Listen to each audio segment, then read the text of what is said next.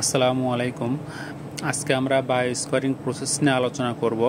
তা আমার fabrication ফ্লিজ 250 GSM colour black colour. তা বায়ো স্কোয়ারিং প্রসেস সাধারণত মিডিয়াম টু ডিপ কালার ক্ষেত্রে করা হয়। তা প্রথমে প্রি ট্রিটমেন্টে আমরা অ্যাসিড দিয়ে পিএইচ কন্ট্রোল করব, পিএইচ 5 থেকে 5.5 রাখবো।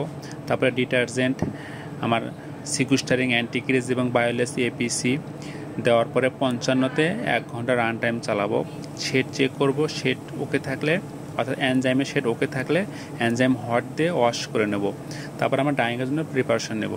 ডাইংয়ে আমরা লেবেলিং দেওয়ার পরে পিএইচ কন্ট্রোল করব, অ্যান্টিক্রিজ সিকুস্টারিং দিয়ে দেবো। সল্ট রিসার্কুলেশনে যাওয়ার পরে colour dosing 25 minute, run time 20 minute. Black কালারের যেহেতু কাস্টিক আছে আমার 1 গ্রাম পার লিটার, সেহেতু আমাকে কাস্টিকটা অনেক আগে গালায় রাখতে হবে। ঠান্ডা হলে সোডার সাথে সুন্দরভাবে সেকে দিতে হবে। Progressive dosing 45 minute. তারপরে কালার স্টিমে শেড ম্যাচ হওয়ার পরে আমরা ড্রেন বাদ করে দেব। তারপরে বিডি ওয়াশ করব। বিডি ওয়াশ করার পরে আফটার ট্রিটমেন্টে চলে যাব। আফটার ট্রিটমেন্টে আমার acid dosing 10 minute, run time 15 minute. Acid হওয়ার পরে সোপিং দেব। সোপিং হচ্ছে 80-তে 15 মিনিট, এটা 80-90 লাগতে পারে, depends on shade. Soaping wash করব। সোপিং ওয়াশ করার পরে আমরা সফটনার ডোজিং 40-এ 15 মিনিট, রান টাইম 20 মিনিট দিয়ে কাপড় নামায় দেবো।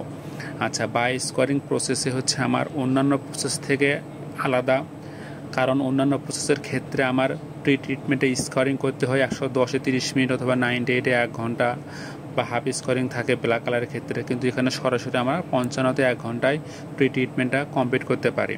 তাই এটা একটা টাইম সেভ হয় আমার। অন্য ক্ষেত্রে যদি আমরা ব্ল্যাক ডাইং করি সেখানে আমার 9 থেকে 10 ঘন্টা লেগে যায়, কিন্তু বায়ো স্কোয়ারিং প্রসেসে 24 ঘন্টায় 3 থেকে 4টা করে ব্যাচ নামানো সম্ভব। তারপরে আমার এখানে ওয়াটার সেভ হয়, এনার্জি সেভ হয়। যেহেতু আমার লো টেম্পারেচারেই প্রি ট্রিটমেন্ট শেষ হচ্ছে, তাই আমার হাই স্কোয়ারিং 110 বা 98 তোলার প্রয়োজন হয় না, তাই এখানে স্টিম সেভ হচ্ছে আমার। তারপরে প্রোডাকশন হাই হয়, অর্থাৎ যেহেতু আমার প্রোডাকশন বেশি করে ব্যাচ নামতেছে, এখানে প্রোডাকশন বেশি হবে এবং কস্টিং সেভ হচ্ছে। ওভারঅল কস্টিং সেভ হয়।